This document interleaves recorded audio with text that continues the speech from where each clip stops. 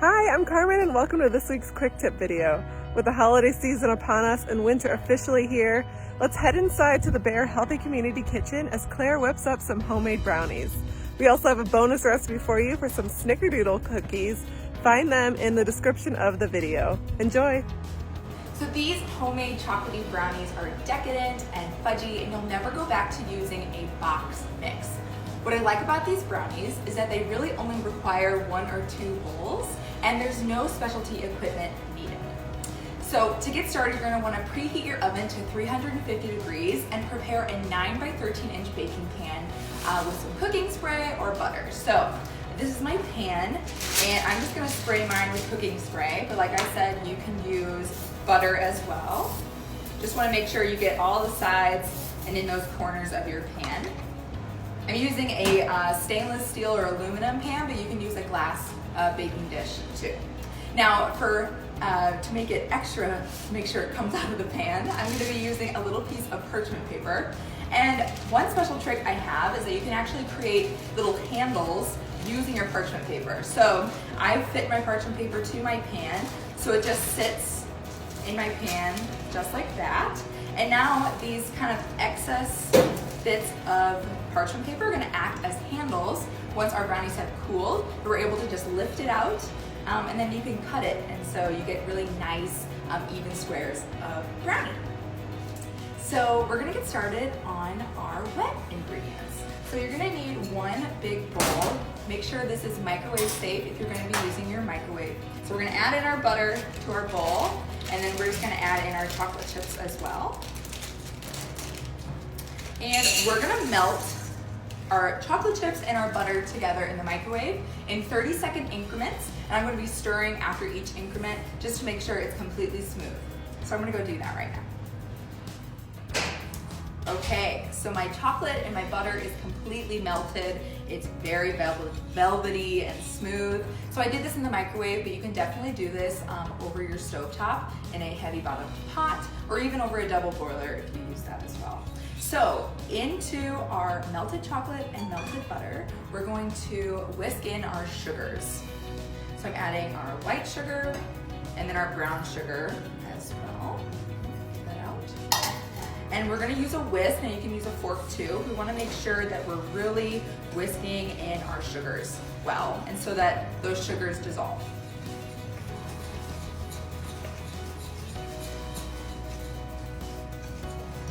Now you may see that the sugars seem a little bit, it almost like the batter looks a little grainy.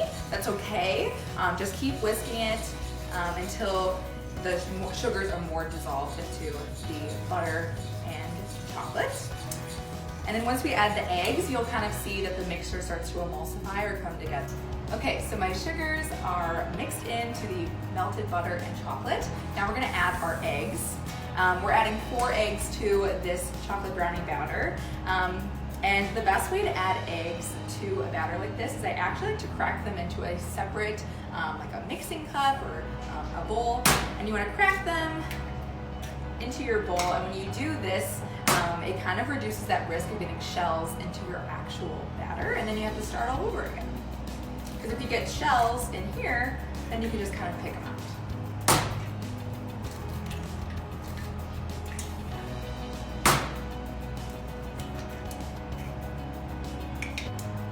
Okay, so my 4 eggs are cracked, and now we're gonna combine them into the batter 1 at a time.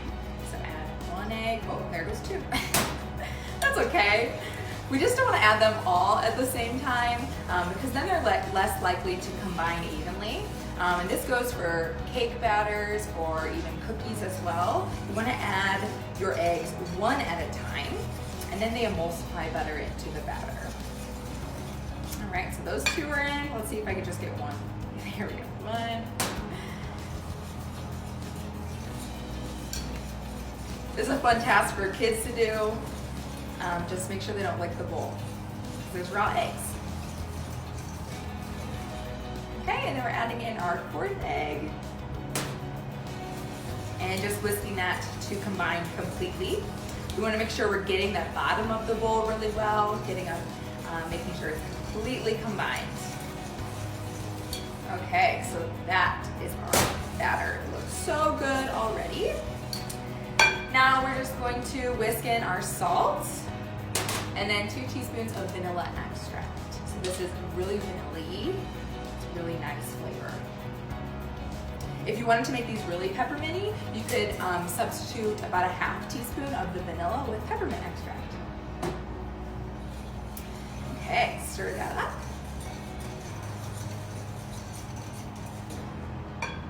Now for our dry ingredients. So this is 1 1/3 cup of all-purpose flour, and then we have our 3 tablespoons of unsweetened cocoa powder. And I'm going to actually sift the cocoa powder into the flour, and that's just going to ensure that we don't have any lumps of cocoa powder in our brownie batter. If you don't have a sifter, you can just use another whisk, and that'll help kind of break up any big lumps of cocoa. As you can see, there's just like some tiny lumps. That's okay. We're just gonna put those aside. I'm gonna switch to actually a rubber spatula now. So thank you, whisk, for all the good work you've done. And we're gonna switch to a rubber spatula. I like using a rubber spatula to combine my dry ingredients into my wet because it helps fold the ingredients in, which I'll show you how to do. So we're just gonna dump in our dry ingredients. And using our rubber spatula, we're gonna cut down the center and then lift up over itself. And this is going to help prevent any over mixing of our dough, of our batter. So our brownies, cookies, cakes, those are pretty delicate baked goods. We don't wanna create too much gluten. That gluten formation, that gives us more structure in our batters, and we want this to be really moist and light. So I'm just gonna fold that in until I don't see any dry bits of flour. So as you can see, this recipe doesn't use any chemical leaveners like baking powder or baking soda. We're just relying on those eggs for the lift in our brownies. That's gonna make sure it's really fudgy. It's not gonna be a cakey brownie. That's how I like mine.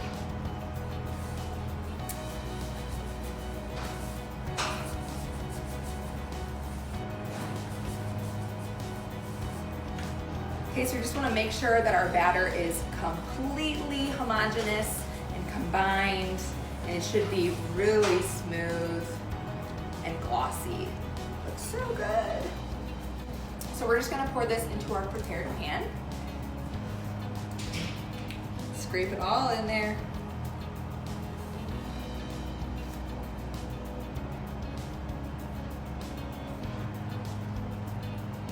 And then using your rubber spatula to help even out your brownie.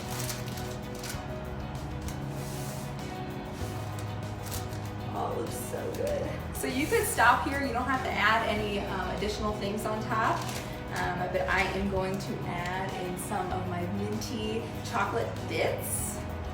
And we're actually gonna save the candy cane until about 10 minutes, there's about 10 minutes left of cooking left, and that's gonna make sure that our candy cane bits don't burn.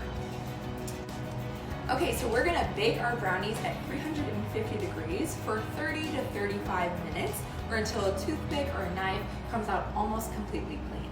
So let's go bake these. Okay, so our brownies are cooled. I sprinkled those crushed candy canes in the last 5 minutes of baking. And our snickerdoodles are cooked. Like I said, this parchment paper is really easy for removing the brownies from the pan. Look at that. And then you can just transfer it to a cutting board, and we can slice these up into squares. Oh. So fudgy, it looks so good. So this is my plate. And then of course, some of our snickerdoodle cookies. You see that these are all nice and chewy and puffed up. They're absolutely delicious. I love these cookies because they're so soft and pillowy, and that nice crackle top of the cinnamon.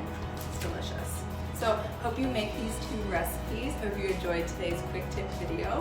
And if you like these recipes or you make them, make sure to like and comment on our videos. Check out our website and our Facebook page for more quick tips, and also our Cooking with Carmen series. So we wish you a happy holiday season and stay healthy.